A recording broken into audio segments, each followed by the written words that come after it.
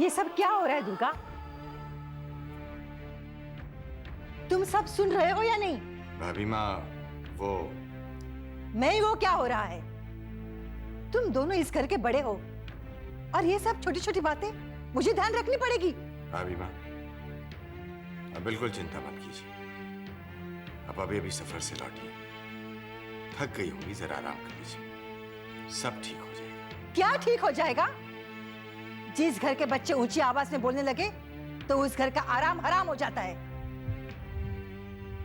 भाभी माँ, बच्चों से कुछ गलतियां तो जरूर हुई है। नहीं दुर्गा, गलती बड़ों से हो गई है। अगर बच्चे गलतियां करने लगे तो समझो हमारी परवरिश में कोई कमी रह गई है। लक्ष्मी, राम, तुम लोग बोलो, तुम दोनों की परवरिश तो मैंने की है ना? तो क्या मेरी परवरिश में कोई कमी रह गई है क्या? आपकी परवरिश में कोई कमी नहीं है भाभी माँ, लेकिन आप क्या गई, इस घर में मेरा, इनका सामान ही दांव पर लग गया। क्या कहा तुमने? मेरा और इनका?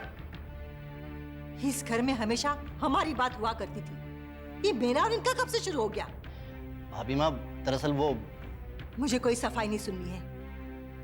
मैं सिर्फ इतना ही कहना चाहती हूँ कि इस घर में सिर्फ हम लोग नहीं रहते राम, इस घर में तुम्हारे भैया की आत्मा भी बसती है। वो भैया जिन्होंने इस घर में कुछ संस्कार बोए थे, कुछ उसूल उगाए थे। माफ कीजिएगा भाभी माँ, आप किस उसूल की बात कर रही हैं? वो जमाना गया भाभी माँ जब बड़े भैया की एक जुबान पर लाखों करोड़ों का नफा नुकसान हो जाया करता था, जब दुर्गा भैया की एक जुबान पर हम आंख मीच कर सौदा कर लेते थे। वो उसूल तो कब के टूट चुके भाभी माँ, आप भूल गई?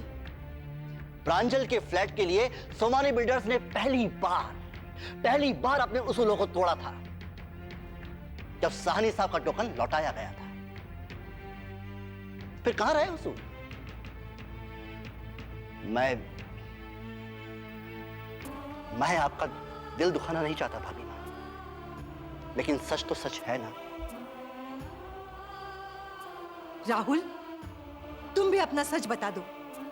ऐसा कौन सा पहाड़ टूट पड़ा था जो तुम्हें सुरेंद्र से कड़वे बोल बोलने पड़े? माँ, बात उसूलों की है। मैंने एक डील मिस्टर राठी के साथ 3100 रुपए में फाइनल की थी। सुरेंद्र ने आकर के उस डील को कैंसिल कर दिया। मैंने लाख समझाने की कोशिश की, लेकिन उसने मेरी एक नहीं सुनी। तो क्या गलत किया मैंने?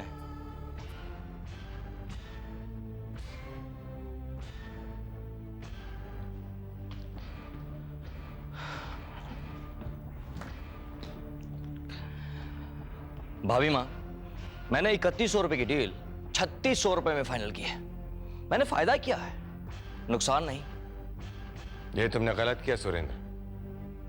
अगर हमने एक बार अपने उसूलों को तोड़ा है तो ये हमारी मजबूरी थी, हमारी बहू की जिद थी। लेकिन तुम्हारे सामने तो ऐसी कोई मजबूरी नहीं थी ना। यदि राहुल ने एक बार अपनी जबान दे दी है तो तुम्हें उसका मान रखना चाहिए था। पापा, बिजनेस इज बिजनेस, इसमें इमोशन नहीं चलते। अगर मेरी जगह राहुल होता तो वो भी यही करता। बस बस बस, ये तुम सबको क्या हो गया है?